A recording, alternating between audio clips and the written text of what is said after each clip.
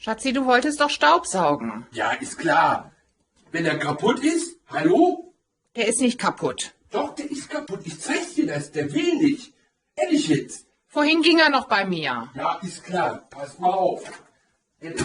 Immer dieses Theater, immer dieses du willst nicht, du kannst nicht, du machst nicht. Sind deine typischen Ausreden. Nee. Pass auf. Ich zeig dir das jetzt. Pass auf. Ich zeig dir das jetzt. Pass auf.